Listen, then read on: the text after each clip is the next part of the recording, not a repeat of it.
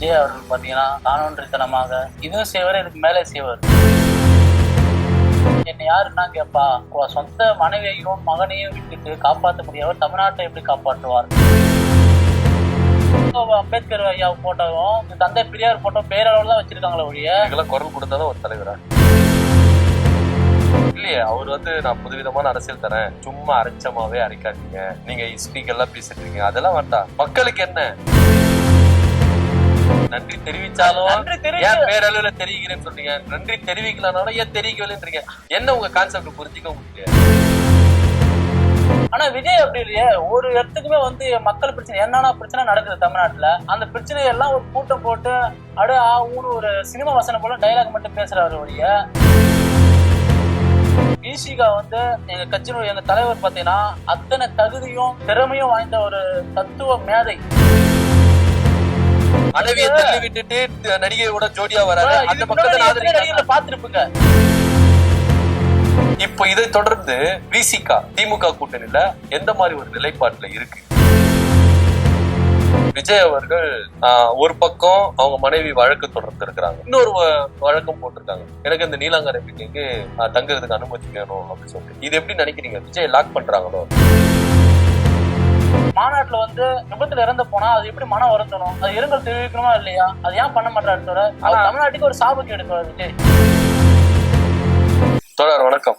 வணக்கம்.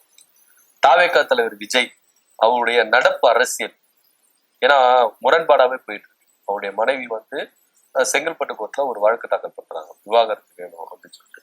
ஆனா சொல்லி ஒரே நாள்ல த்ரிஷாவோடு என்ன பண்றாரு, ஜோடியா ஒரே கலர் மேட்சிங்கா ட்ரெஸ் போட்டுட்டு வராரு.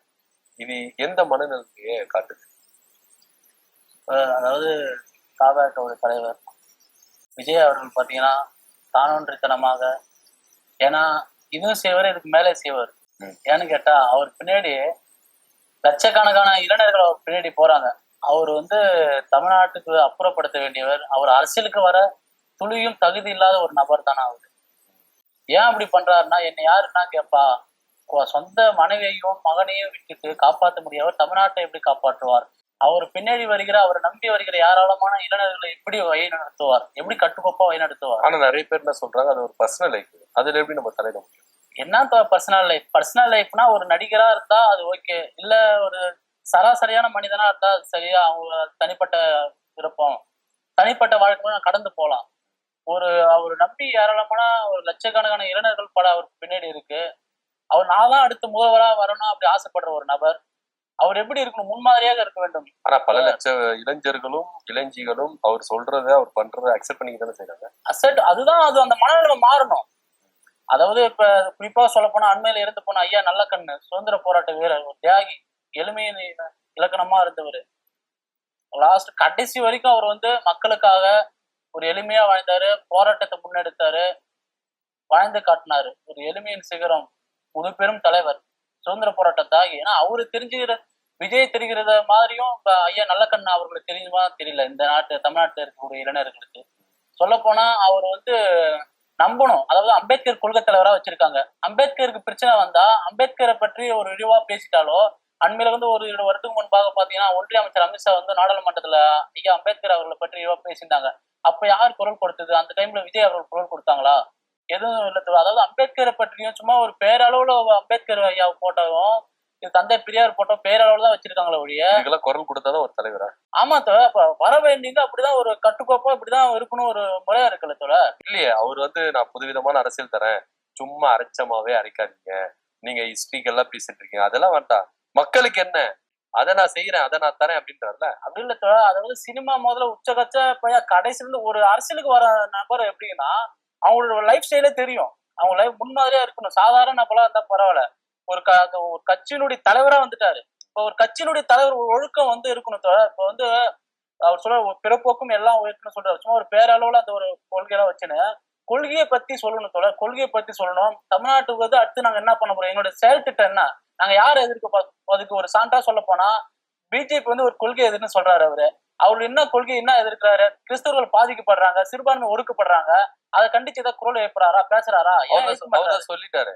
இந்த சட்டமன்ற தேர்தல் வந்து தமிழ்நாட்டுக்கான தேர்தல், டெல்லிக்கான தேர்தல் அப்படி இல்ல தோழா. அண்மையில ஒரு நிதி ஒரு இதுவா இருந்தாலும் சரி, சட்டம் அங்க மத்தியில இருந்து தானே இங்க வருது. மத்தியில இருந்து தான் வந்து அவங்க இதெல்லாம் அலௌன்ஸ் பண்ணணும். அவங்க தான் நிதி ஒதுக்கிட்டு இருந்தாலும் சரி. அவர் என்ன அவங்க சொல்றாருன்னா ஜனநாயக படத்துல கூட ஒரு தடை விதிச்சாங்க. அது கழிச்சு திமுக கூட அதுக்கு குரல் கொடுத்து நாங்க அது நன்றி தெரிவித்து அது பேரளவுல ஒரு இதா அது என்ன கிண்டல். நீங்க நன்றி தெரிவிச்சாலும் நன்றி ஏன் தெரிவிச்சு பேரளவுல தெரிவிக்கிறேன்னு சொல்றீங்க, நன்றி தெரிவிக்கலனாலும் ஏன் தெரிவிக்கலன்றீங்க, என்ன உங்க கான்செப்ட் புரிஞ்சுக்க முடியல. நான் சொல்றது எப்படின்னா, அவங்க வந்து பேரோட நக்கல் பண்றாரு பாத்தீங்களா, அது நாங்க வன்மையா கண்டிக்கிறோம். ஒரு முதலமைச்சர் வந்து தடா புடா எல்லா சட்டங்களையும் ஒரு எதிர்க்கட்சி தலைவரா இருந்தாரு, துணை முதலமைச்சரா இருந்தாரு, சட்டமன்ற உறுப்பினரா இருந்தாரு, மேயர், அப்ப எல்லாத்தையும் கடந்துதான் இன்னைக்கு வந்து 75 வருஷம் அரசியல் அனுபவம் தான் இன்னைக்கு ஒரு முதலமைச்சரா, மக்களால் அங்கீகரிக்கப்பட்ட ஒரு முதலமைச்சரா ஆகிறாரு. அப்ப மாண்புமிகு முதலமைச்சர் அவர்கள் எப்படி பேச வேணும், அது ஒரு வரைமுறை தகுதி தெரியாதவர் தான் ஸ்டாலின் சார் சொல்றாரு, மரியாதை சொல்றாரு. அதுவே ஒரு நக்கல் போலதான் அவர் அந்த இடத்துல பேசுறாரு. அதாவது உங்களோட ஐடியாலஜி என்ன, நீங்க தமிழ்நாட்டுக்கு வந்து என்ன செய்ய போறீங்க, மக்களுக்கு என்னென்ன திட்டத்தை பண்ண போறீங்க, பெரும்பாலும் அதாவது எல்லாமே ஒரு ஸ்கிரிப்ட் தான் வந்து வெளியாயிருக்கு. பாத்தீங்கன்னா அந்த லட்சணத்தை ஒரு ஸ்கிரிப்ட் வந்து ஒரு பரீட்சையில இல்ல அது ஏஐ சொல்லிட்டாங்க, அது நம்ம வந்து இது பண்ண முடியாது. ஏஐன்னு ஒரு சிலது அப்படிதான் பண்றாரு அவரு. ஒரு சினிமா வசனம் போல பேசுறாரு, சினிமா வசனம் டைலாக் போலதான் அவரு. ஏன்னா கூட்டம் வந்து என்ன கடங்கான அவர் ஒரு உச்சபட்ச ஒரு நடிகரா இருக்கிறாரு. இந்த அதாவது இருக்கிறவங்க 35 வருஷ காலமா 40 வருஷ காலமா இளம் வயதில் தமிழ்நாட்டில் இருக்கக்கூடிய 29 வயசுல கட்சி ஆரம்பிச்சவர் எங்க தலைவர் எழுச்சி தமிழர். அதாவது தமிழ்நாட்டுடைய அரசு தமிழரோட நலன், நதிநீர் உரிமை, அடுத்து மாணவரோட உரிமை, தமிழர்களுடைய பிரச்சனை, தமிழ் தேசியம், பெண்களுக்கு விடுதலை, பெண் உரிமை பிரச்சனை, ஈழத்த தமிழர்கள் பாதிக்கப்பட எல்லாத்துக்கும் போராட்ட காலத்துல கொஞ்சம் கொஞ்சமா நாங்க வந்து அரசியல் கத்துக்கிட்டு நாங்க வந்து அரசியல் வரோம். இப்படிப்பட்ட அரசியல இருக்கிற தகவல்கள் மத்தியில சும்மா ஒரு சினிமா நடிகரோட வசனம் பேசிட்டு சினிமாக்காரோட வந்து இத்தனை வயசு வரைக்கும் இருந்துட்டு ஒரு 50 வயசுல வந்து ஒரு கட்சி நடிகர் எல்லாம் வராங்க, பின்னாடி இருக்கிறாங்க, ஒரு இளைஞர் பட்டாத கட்டுக்கடங்காத கூட்டம் என்னை நம்பி வராங்க, இதை வச்சு நாளைக்கு நாங்க ஆட்சி இப்படி அந்த இளைஞர் கூட்டம் தான் விஜய் முன்னெடுக்கிற அரசியல விரும்புறாங்க. நீங்க சொல்ற மாதிரி அரைச்சமாவே அரைக்காதீங்க அப்படி. விஜய் என்ன சொல்றாரோ அதற்கான கேட்கிற கூட்டம் இளைஞர் கூட்டம். நீங்க இப்ப இருக்கிற ஜென்சி கிட்ட போயிட்டு வரலாற்றுகளை பத்தி பேசினா ஒண்ணுமே தெரியாது. ஆனா அவர் முன்னெடுக்கிற அரசியல் தானே இவங்க வந்து பின்பற்றுறாங்க. அதுதான் நான் சொல்றேன். இந்த மாதிரி மனநிலைதான் இந்த இளைஞர்கள் வந்து மாற வேண்டும். அவங்க வந்து அம்பேத்கர் கொள்கை தலைவர்களா வச்சிருக்காங்க. அம்பேத்கர் கொள்கையும் தந்தை பெரியாருடைய கொள்கையும் ஐயா காமராசர் அவர்லாம் சும்மா வச்சிருக்காங்க. அவங்களுடைய வரலாறு என்ன, அவங்க என்ன திட்டத்தை தமிழ்நாட்டுக்கு என்னென்ன முன்னிறுத்தினாங்க, மக்கள் நல முன்னிறுத்தி என்னென்ன செஞ்சாங்க, எப்படி வந்து ஆட்சி நிர்வாகத்தை செஞ்சாங்க, அதை பற்றி தான் வந்து சொல்ல வேணும். அரைச்சிமாவா அரைச்சு சொல்லிட்டு வந்து பிற்போக்குத்தனமா வந்து இப்ப லைஃப் ஸ்டைல் மாறுறாங்க, இப்ப இளைஞர்கள்லாம் வராங்க சொல்றது அது போலித்தனம் தோழர். அதாவது அம்பேத்கர் எதை எதிர்த்தாரு, தந்தை பெரியார் எந்த வர்ணாசிரம கொள்கையை எப்படி எதிர்த்தாரு, எப்படி சுயமரியாதைக்கு பகுத்தறிவு எப்படி தமிழ் மக்களுக்கு ஊட்டினாரு, அதை பற்றிய வரலாறு சொல்லி அரசியல் புரிதல் இருந்தாதான் அது உண்மையான ஒரு. ஆனா அந்த வரலாறு எல்லாம் விஜய் பின்பற்றுகிற இளைஞர்களுக்கு தேவையில்லை. ஏன்னா அவரை பொறுத்த வரைக்கும் அவர் சினிமா மோகம். அதான் சொல்லுமா, ஒரு சினிமா வந்து ஒரு நல்லா நடனம் ஆடுறாரு, கிறிஸ்டியா கூட நல்லா ரொமான்டிக் பண்றாரு, இப்ப மனைவி விட்டு அவரோட லட்சணத்தை பார்த்தா நீங்க வந்து ஒரு சொந்த குடும்பத்தையும் வழிநடத்த தெரியாதவர். இப்ப ஒரு உதாரணமா சொன்னோம்னா ஐயா இவரு விஜயகாந்த் ஐயா இருந்தாரு. அவர் வந்து எப்படி அவர் மனைவி பிள்ளைகளோட இப்ப வரைக்குமே வந்து ஒரு அரசியல் செய்யறாங்க, கட்டுக்கோப்பா அவங்க வந்து அரசியல் புரிதலோட நடத்துறாங்க. எந்நேரமும் வந்து ஏழைகளை பற்றி யோசிக்கிறாரு, ஏழைகளுக்காக மக்களோட மக்களா இருந்தவர். ஆனா விஜய் அப்படி இல்லையே, ஒரு இடத்துக்குமே வந்து மக்கள் பிரச்சனை என்னன்னா பிரச்சனை நடக்குது தமிழ்நாட்டுல, அந்த பிரச்சனையெல்லாம் ஒரு கூட்டம் போட்டு ஆகுன்னு ஒரு சினிமா வசனம் போல டைலாக் மட்டும் பேசுறாரு ஒழிய அவருடைய குடும்ப வாழ்க்கை சரி, அவருடைய தனிப்பட்ட முறையும் வந்து மக்களுக்கு புகுந்ததா இல்ல தோழர்.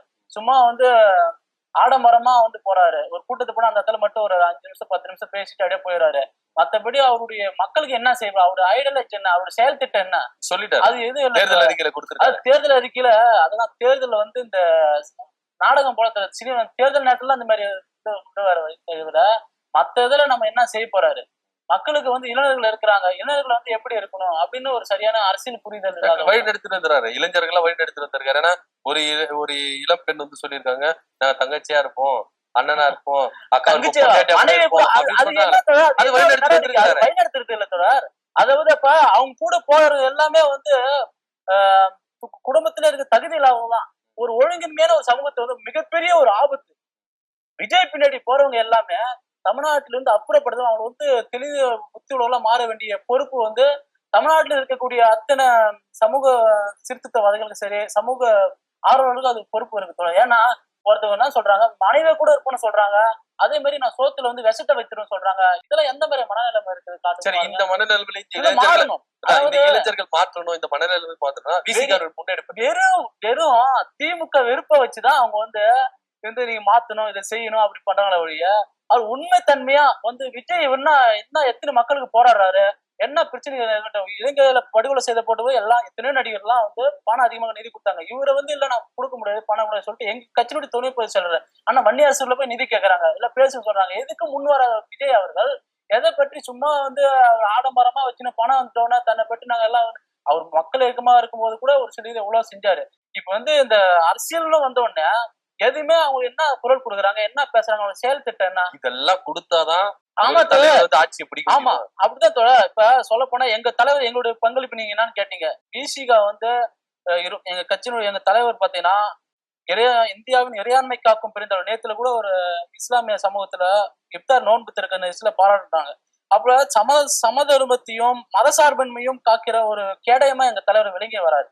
அவங்க எல்லா தகுதியும் இந்தியாவை ஆளக்கூடிய, தமிழ்நாட்டை ஆளக்கூடிய அத்தனை தகுதியும் திறமையும் வாய்ந்த ஒரு தத்துவ மேதை, எழுச்சி தமிழர் முனைவர் தொல் திருமாவளவன் நாடாளுமன்ற உறுப்பினர் அவ்வளவுதான் இருக்கிறாரு.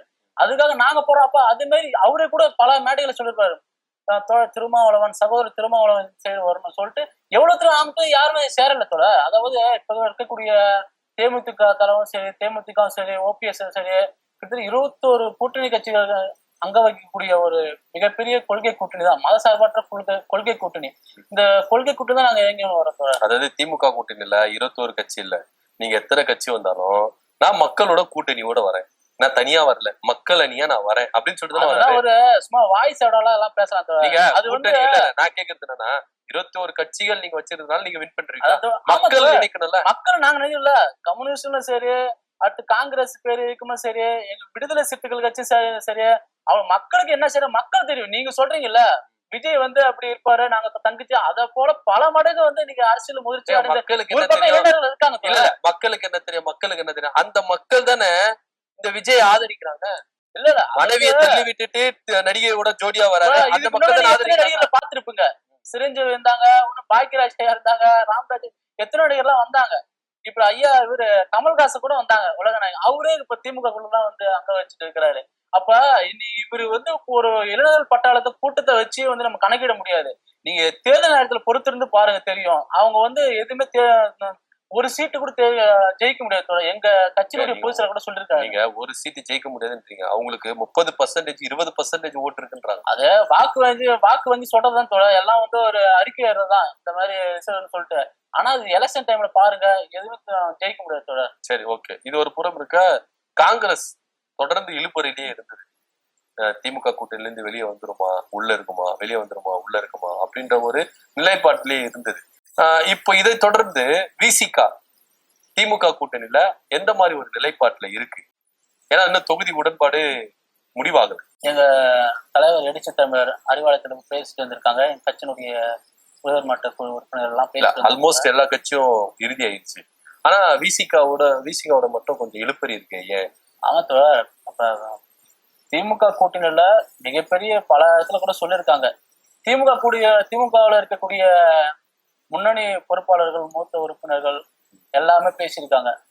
தலைவர் திரும்ப இல்லாம எதுவும் அவர் தான் மைய புள்ளி, எல்லா பிரச்சனைக்கும் சரி, எல்லாம் இந்திய கூட்டணி உருவாக்குற இந்திய அளவில், அகில இந்திய அளவுல ஒரு பேசக்கூடிய ஒரு தலைவர் தான் எங்க எழுச்சி தமிழர். எல்லா இடத்திலும் பேசக்கூடிய ஒரு அண்மையில கர்நாடகத்துல கூட காங்கிரஸ் வெற்றி பெற்றது எங்க தலைவர் தான் போய் பிரச்சாரம் பண்ணாரு. ராகுல் காந்தி சரி, இன்னும் வட இந்தியாவில் இருக்கக்கூடிய இந்திய கூட்டணி இருக்க தலைவர் எல்லாம் அறிமுகமானவர் தான் எங்க தலைவர் எழுச்சி தமிழர். ஆக அங்க மட்டும் இல்லாம தமிழ்நாட்டில் இருக்கக்கூடிய எல்லா இடத்துலயும் வாக்கு வங்கி இருக்கு. வட மாவட்டத்துல தமிழ்நாட்டுல திமுக வெற்றி பெற்றதுக்கு விசிகா முக்கிய பங்கு வைக்கணும், எல்லாமே தெரியும். அப்ப எங்களுக்கு வந்து இரட்டை இலக்கத்துல வந்து சீட்டு கேட்டிருக்கோம் தோழர். அதுதான் சொல்லிருக்காங்க, இரட்டை இலக்கத்துல 10க்கு மேல. ஏன்னா கடந்த தேர்தல வந்து 6 சீட்டு கொடுத்து நாங்க 4 சீட்டு ஜெயிச்சோம். அதே மாதிரி அங்கீகாரம் வாங்கியிருக்கோம். அங்கீகாரம் வாங்குறது எங்க கட்சிக்கு வந்து நிரந்தர சின்னம், பானை சின்னம் ஒதுக்கிற ஒரு சில கட்சிகளா வந்து உதவி சுற்றுலா நீங்க சொல்லிட்டு அவங்களுக்கு வந்து ஒரு உத்தரவு போட்டுருக்காங்க. ஆனா எங்களுக்கு வந்து எங்க கட்சிக்குன்னு தனியா ஒரு பானை சின்னம் இருக்கு. எங்க கட்சி வந்து அந்தஸ்து பெற்றிருக்கு.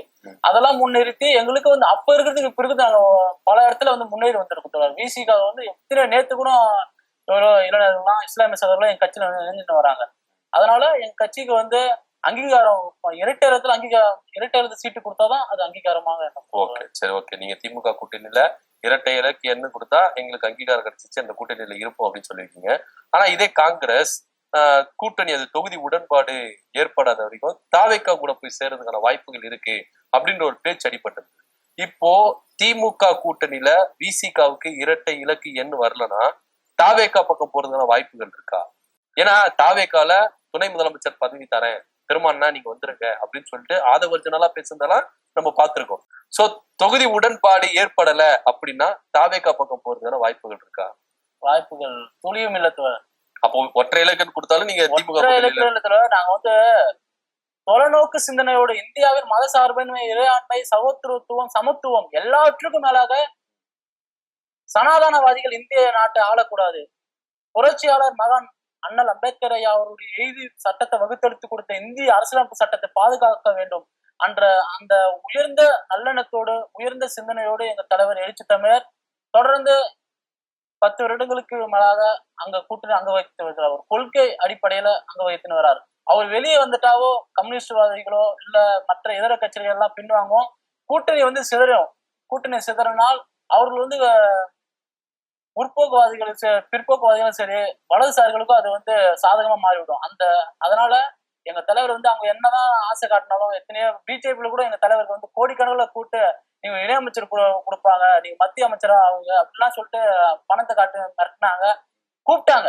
ஆசைக்கு மயங்குற ஆளு எங்க தலைவர் கிடையாது. இந்தியாவிலேயே தமிழ்நாட்டிலேயே மதவாத கட்சியுடனும் சாதியவாத கட்சியுடனும் நாங்க ஒருபோதும் கூட்டணி சேர மாட்டோம் அப்படி உறுதியாக ஆணித்தரமாக சொன்ன ஒரே தலைவர் யாருன்னா எங்க தலைவர் எழுச்சி தமிழர் தான். எந்த ஒரு காசுமோ பணமோ பேரமோ சீட்டு அந்த நாங்க அந்த பக்கம் போலாமா இந்த பக்கம் எந்த ஒரு நிபந்தனையும் இல்லாம நாங்க வந்து நீங்க கூட்டணி இருக்கோம்னா அது நாங்க வந்து அம்பேத்கர் ஐயா கொள்கை நிலைநாட்டணும், அரசமைப்பு சட்டத்தை பாதுகாக்கணும், மதசார்பின்மை பாதுகாக்கணும், அந்த உயர்ந்த நோக்கத்தோடு தான் நாங்க நீங்க கூட்டணி இருக்கிறத எவ்வளவு இருந்தாலும் நாங்க வந்து முன்னாடி கேட்போமே தவிர இரட்டை இலக்கத்துல கேட்போம், நாங்க வலியுறுத்துவோம். அப்படிப்பட்ட ஆளுமே எங்க கட்சியில இருக்கிறாங்க. ஆனா ஒற்றை இலக்கு கொடுத்தா வாய்ப்பே இல்ல. ஒற்றை இலக்கு கொடுக்கறதுக்கான வாய்ப்பு இல்லை. நாங்க ஒன்னும் பேசுவோம், இன்னும் சில நாட்கள் இருக்கு பேசுவாங்க. தேர்தல் வந்துருச்சு, அத்த ஒன்னும் தேர்தல் தேதி அறிவிக்கல. மார்ச் 13 அறிவிக்கணும்னு சொல்லிருக்காங்க. நாங்க அதுக்குள்ள கேட்போம் தோழர். அது இரட்டை இடத்துல எங்களுக்கு சீட்டு உறுதி செய்து இருக்கு தோழர். சரி ஓகே செய்தி வெளியாயிருக்கு. சரி, இப்படி இருக்கும் பொழுது விஜய் அவர்கள் ஒரு பக்கம் அவங்க மனைவி வழக்கு தொடர்ந்து இருக்கிறாங்க, இன்னொரு பக்கம் மகளிர் தின விழாவை கொண்டாடுறாரு. இந்த மகளிர் தின விழா கொண்டாடும் போது இன்னொரு வழக்கம் போட்டிருக்காங்க, எனக்கு இந்த நீலாங்கரை வீட்டுக்கு தங்குறதுக்கு அனுமதி வேணும் அப்படின்னு சொல்லிட்டு. இது எப்படி நினைக்கிறீங்க? விஜய் லாக் பண்றாங்களோ சங்கீதா? அதான் ஒரு மனைவி வந்து அவங்க இருக்காங்கன்னா அவங்களுக்கு சம உரிமை கொடுக்கணும். இப்ப வந்து சும்மா கொள்கை தலைவரா வந்து வேலு நாச்சியார் வச்சிருக்காங்க. அவங்க வந்து அப்ப அவங்களும் பெண்கள் எப்படி தர்மவாளரா இருக்காங்க, இத்தனை பெண் விடுதலை போராட்டங்கள் எல்லாம் இருக்காங்க, அவங்கள பத்தி எல்லாம் சும்மா பேசுறாங்க. அதாவது விஜய்க்கு வந்து சொந்தமா சிந்திக்கக்கூடிய ஒரு முற்போக்கு சிந்தனை கிடையாது. அவங்க கூட இருக்கக்கூடிய ஆளுங்களை தான் அது செட்டப் பண்ணி கொடுக்குது. சரி, யாரு பேசுங்க இல்ல விஜய் இல்ல விஜய் இயக்கிறது யாரு? அதாவது பின்னாடி இருக்கிறாங்கல்ல ஆதவர்ஜனாலும் சரி இல்ல நிர்மல் குமார் இருக்கிறாரு எங்க கட்சியில இருந்து லொயோலா மணிங்கிற அவரே எங்க கட்சியில இருந்து போனவர்தான். அப்ப இந்த மாதிரி ஆளு இவங்கதான் இயக்குறாங்களா? இயக்குறாங்கன்னு இல்ல இயக்குறாங்கன்னு இல்ல. இந்த மாதிரி ஆளுங்க இருக்கிற ஒரு அறிவு, அந்த தொலைநோக்கு சிந்தனை, அரசியல் பார்வை, அரசியல் தெளிவு கூட விஜய் அவர்களுக்கு இல்ல. இப்ப சும்மா ஒரு கண் துடைப்புக்காக இது மகளிர் எல்லாம் கவர் பண்ணலாம் அப்படின்னு சொல்லிட்டு இந்த கண் துடைப்புக்காக சும்மா வைக்கிறாங்க. அது மதிப்பு இருக்குமா பெண்கள் மத்தியில? ஏன்னா இப்போ ஒரு கட்டின ஒய்ஃபுக்கே வந்து இந்த அளவுக்கு துரோகம் செஞ்சவரு மகளிர் மத்தியில இருக்கும். அது எப்படி மதிப்பு இருக்கும்? அதாவது பணம் கொடுக்குறாங்க, விஜய் ஒரு ஆக்டரு, அவரை போய் பார்க்கணும் சொல்றதுக்காக. அது வந்து நானும் அந்த இன்னும் ஒரு 10 வருஷம் முன்னாடி பார்த்தோன்னா ஒரு சில இதெல்லாம் நானும் இருந்திருக்கேன். ஒரு நடிகரை பார்க்கணும் அவர் சொல்லிட்டு நம்ம வந்து போவோமே தவிர, ஆனா அது வந்து நம்ம சரியா வந்து ஒரு வாக்கு அரசியலா மாறாது. அது வந்து எல்லாம் ஒரு இலவசம் கொடுப்பாங்க. ஏன்னா விஜய் என்ன சொல்றாங்க, கூட்டமா போறதுனால காசு கொடுத்து ஒரு சில இதெல்லாம் கூட்டு போறாங்க. அந்த மாதிரி இதுதான் விஜய்க்கு சேர்ற கூட்டம், காசுக்காக வர கூட்டம் இல்ல. அவரு விஜய் காசுக்கு வர கூட்டம் இல்ல, கூட இருக்காங்கன்னா என் ஊர்ல இருந்து நடக்குது இல்ல, அவங்க வந்து அந்த சாப்பாடு வாங்கி கொடுக்கறது, காசு கொடுக்கறது, ஒரு சில இது நடக்குது. இப்ப அதே மாதிரி அது இதை தவிர்த்து விஜய் அவர்கள் வந்து ஒரு ஹீரோ, ஒரு மெகா ஸ்டார், அவர் வந்து ஒரு நல்ல ஆக்டர், அவரை பார்க்கணும் சொல்லிட்டுதான் எல்லாமே போறாங்க. விஜய் வந்து இந்த மாதிரி பிரச்சனை எல்லாம் வந்து சந்திக்கணும், அவங்க குடும்பத்தை பார்க்கணும். அவருடைய குடும்பம் அந்த செங்கல்பட்டுல வந்து வழக்கு தொடுத்திருக்காங்க. அவரு அது இது சம்பவம் வந்து நடந்து ஒரு வாரத்துக்குள்ள 2 பேரும் ஒண்ணா வராங்க. திரிஷா அவர்களும் அதாவது நடிகரா இருக்கும்போது ஒரு ஷூட்டிங் போகலாம், அவங்க வந்து இருக்கலாம். எத்தனை நடிகர்லாம் இருக்கிறாங்க, அது வேற. ஆனா ஒரு தமிழ்நாட்டையும் காப்பாற்ற போறோம். தமிழ்நாட்டுடைய நாங்க தான் முதலமைச்சரு. இந்த தமிழ்நாட்டுல தூக்கு கயிறு எவ்வளவு விடுதலை போராட்டவர்லாம் இருக்காங்க. மண்ணுக்காக, தமிழ் மண்ணுக்காக, இந்த மக்களுக்காக, விவசாயிகளுக்காக எவ்வளவு எண்ணற்ற போராட்டம் தியாகம் செஞ்ச ஒரு தலைவர்லாம் வாய்ந்த மண் இந்த மண்ணு. ஆனா இந்த இப்பேற்பட்ட இந்த மண்ணுல வெறும் சினிமா மோகம், நாம பணம் இருக்கு, உச்சபட்ச புகழ் வந்த உடனே நான் முதலமைச்சர் ஆக வேண்டிய அந்த கனவு வந்து பலிக்காது தோழர். அது அப்படி கனவு கண்டா என்னதான் தப்பு? அது தவறு தோழர். அப்போ அவர் நாட்டை சுடுவடா ஆக்கிடுவாங்க, நாட்டை வந்து நாசமா ஆக்கிடுவாங்க. ஏன்னா அவர்தான் தமிழ்நாட்டுல வளர்ச்சி அப்படி வந்து அதை சும்மா அறிக்கை வாயில சொல்றதா தோழர். இப்ப வந்து ஒரு எல்லாருமே அறிக்கை அப்படிதாங்க கொடுக்குறாங்க. ஒரு பிள்ளை ஒரு சகோதரி சொல்றாங்க, நான் வந்து விஜய்க்கு வந்து பொண்டாட்டி கூட அப்ப கட்டண பொண்டாட்டி அப்ப வந்து ஒரு ஒழுங்கின்மையா போயிடும் தோழர். ஒரு சமூகத்துல வந்து அவங்க விஜய் மேல இருக்கிற பாசத்துல பேசுறதெல்லாம் வச்சு இவர நாட்டை வந்து பாசம் ஒரு வரமுறை இருக்கு தோழர். பாசம்னா ஒரு அதுக்கு நான் உதாரணம் எங்க தலைவர் வச்சுப்போம். எங்க தலைவர் என்ன சொல்றாரு, எங்க தலைவர் வந்து சொல்றாரு, ஏராளமான தம்பிங்களா இருக்காங்க, அவங்க வந்து எங்க தலைவர் பண்ண கல்யாணம் பண்ண மாட்டோம், திருமணம் பண்ண. அதுக்கு தலைவர் சொல்றாரு, இல்லப்பா நான் வந்து மக்களுக்காக வந்து குறிப்பாக மேதகு பிரபாகரன் அவருடைய வந்து விடுதலை போராட்ட வழியிலிருந்து தந்தை பெரியார் அம்பேத்கர் அவங்க கொள்கையை நான் காப்பாற்றணும், மக்கள் வந்து ஆண்டாண்டு காலம் அடிக்கப்பட்ட சமூகத்தை வந்து நான் தலைநிமித்து சொல்லிட்டு ஒரு புரட்சி அவருடைய கொண்ட கொள்கையில் உறுதியை காட்டுவோம், தேவையெனில் கொள்கை சிதையாமல் உத்தியை மாற்றுவோம். இன்னைக்கு வரைங்க கிட்டத்தட்ட 18-20 வருஷமா வந்து நான்வெஜ் சாப்பிட மாட்டாரு. வெளிநாட்டுக்கு போனா கூட சரிங்களா, கறி மீன் சாப்பிடாம போதை வசதி அப்படி ஒரு கொள்கையில உறுதியா இருக்கிறாரு. சமூகத்தை இப்படிதான் கட்டமைக்கணும், ஒரு குடும்பம் இப்படிதான் இருக்கணும் சொல்லிட்டு ஏராளமானவர்களுக்கு திருமணம் செஞ்சு வச்சுக்கிறாரு எங்க தலைவர். இப்ப நான் என்ன சொல்ல வரேன்னா, இப்ப விஜய் அவர்கள் குடும்பத்தை எப்படி வாழ்த்தணும், குடும்பத்தை கட்டுக்கோப்பா இருங்க. அவர் அவருடைய மகன் கூட அதாவது சமூக வலைத்தள இன்ஸ்டால வந்து அவர் பிளாக் பண்ணிக்கிறாரு, பின்தொடர்ந்து தவிர்த்துக்கிறாரு பார்த்தோம் செய்தியில. அதே மாதிரி அவங்களுடைய மனைவி அவங்களும் வெளிநாட்டுல விட்டுட்டோ வெளியிடத்துல விட்டுட்டோ ஏன் தனியா வந்து பங்களால வாழறாரு? குடும்பத்தோட தானே வாழணும், குடும்பத்தோட தானே ஒரு அரசியல் நிகழ்ச்சி நடத்தணும். இப்ப இதுலயே உட்கட்சி பூசில ஒரு குடும்பத்தை வழிநடத்த தெரியாது, எப்படி தமிழ்நாட்டை காப்பாத்துவார்? தமிழ்நாட்டுல ஏராளமான இளைஞர்கள், மாணவர்கள், மாணவிகள் எல்லாம் வராங்க, அவங்க என்ன அரசியல் சொல்லி தராரு? வேறுமனே வந்து திமுக ஒரு சுய சக்தி, திமுக ஒரு அப்படிதான் வந்து தவறான பதிவு சொல்றாரு ஒழிய, நாங்க ஐடியாலஜி என்ன பண்ண போறோம்? திமுக வந்து தவிர்த்து நாங்க என்ன செய்ய போறோம், என்ன மக்களுக்கு செய்ய போறோம்? வெறும் இந்த சாதகமானது நாங்க நலத்திட்டு செய்வோம், பைக் கொடுப்போம் சொல்றதெல்லாம் சும்மா தோட. இதுக்கே பாத்தோன்னா இப்ப அண்மையில வந்து திமுக தமிழ்நாடு அரசு வந்து பணம் கொடுத்ததுக்கு இது தமிழ்நாட்டோட கஜானா காலையாச்சு எல்லாமே இதாச்சு, இந்த டைம்ல ஏன் கூப்பிட்டு சொல்றவரு, அப்ப அவங்களுக்கு மட்டும் எப்படி இந்த தொடர் வருது? இதெல்லாம் வந்து சும்மா வசந்த மக்களை திசை மாத்துறதுக்காக அவர் தான் நடிகரா சேர்த்து 200 கோடி 300 கோடி சேர்த்து வச்சிருக்காரு. அதுதான் சும்மா வந்து இந்த இடத்துல செலவு பண்ணிக்கிறாங்களே, அதுதான் சும்மா வாய்ஸ் சொல்றது. அதாவது அதை விடுதலை பணத்தை சம்பாதிக்கலாம் அப்படின்னு அந்த அரசியல் களத்துக்கு வந்துக்கிற ஒரு நபர் தான் விஜய் தோழர். சரி, ஓகே. இப்ப தஞ்சாவூர் மாவட்டத்துல ஒரு பிரச்சாரம் மேற்கொண்டாரு. அதுல வந்து ஒரு தம்பி வந்து பைக் ஆக்சிடென்ட்ல இருந்து ரொம்ப சீரியஸா இருக்கிறாரு, அந்த செய்தியெல்லாம் நம்ம பார்த்தோம். ஆனா கொஞ்சம் கூட தாவேக்கா சார்பில் இருந்து அந்த மாணவனுக்கு எந்த ஒரு ஹெல்ப்பும் பண்ணல. அவங்க அப்பா வந்து கண்ணீர் விட்டு அழுகுறாரு, நான் போவாதன்னு சொன்னேன், இவன் போயிட்டான், 41 பேர் இறந்தாங்க, அதெல்லாம் போவாதவரு என் பையனை வந்து பாத்துருவாரா, இல்ல என் பையனுக்கு வந்து காசு கொடுப்பாரா? ஏன்னா கிட்டத்தட்ட மருத்துவ செலவு மட்டும் 2 லட்சம் ஆகும்னு சொல்லிட்டு அந்த தகவல் சொன்னார். விஜய் அவர்கள் இதை வந்து எப்படி அணுகுது? ஏன்னா அந்த தந்தையுடைய குமுறல் வந்து பார்த்தோம்னா ரொம்பவே நம்மளுக்கே ஒரு மாதிரியா. ஆனா விஜய் வந்து இதை வந்து செவி கொடுக்கலையே, தாவைக்கு அது வந்து எதுவுமே பண்ணல. இது இந்த மனநிலை என்ன காட்டுது? அதான் அவர் வந்து அதுதான் நிதர்சனமான உண்மை. அவர் வந்து ஒரு பணம் இறக்க இல்லாதவர் வந்து 41 பேரு இறக்கும் போது சும்மா ஒரு 4 நிமிடம், ஒரு 4 மணி நேரம், ஒரு 48 மணி நேரம், 2-3 நாள் கழிச்சுதான் வீடியோ பதிவிடுவாரு. கொஞ்சம் கூட வந்து அழுகலாம், ஒரு பிரஸ் மீட்டை சந்திக்கலாம், இல்ல அவருடைய அலுவலகத்துல கூட அவருடைய படத்தை வச்சு நம்ம இரங்கல் செய்தி பண்ணலாம், இல்ல கூட்டத்துல கூட அது ஏதாவது கொடியை வந்து அறக்கம்பத்துல வெளியே கட்டிருக்கலாம், ஏதாவது இரங்கலை தெரிவித்திருக்கலாம். அப்படி கொஞ்சம் கூட மனசாட்சி இல்லாதவர், மனம் இறுக்கம் இல்லாதவர். அவர் உச்சபட்சம் எல்லாம் பணத்தை வச்சு என்ன நம்பி வாங்க சொல்லிட்டு பணத்தை வச்சு இது பண்றவங்க, ஒரு அடித்தட்டு மக்களின் வழியை புரிஞ்சு கொள்ளாதவர் எப்படி வந்து நாளைக்கு ஆட்சிக்கு வந்தா எப்படி வந்து மக்களை வழிநடத்துவார்? மக்களுடைய மனநிலையை புரிஞ்சு எப்படி ஆட்சி நிர்வாகத்தை செய்வார்? அவங்க எல்லாம் பண்றது எல்லாம் வந்து கேலி கூத்தானது. அவர் வந்து அவங்க தகப்பன அவ்வளவு பேர் பாதிக்கப்படுறாங்க, நாமளும் பார்த்தோம் ஆக்சிடென்ட் விபத்து. அப்ப வந்து அவங்க வீட்டுக்கு போனது அதே மாதிரி எங்க கூட்டத்துல நாங்க சொன்னோம். இப்ப அவங்க கூட்டத்துல போயிட்டு ஒருத்தர் செத்துறாரு. அதே மாதிரியே திருச்சியில வந்து எங்க தலைவர் வந்து ஒரு மாநாடு அறிவிச்சாரு.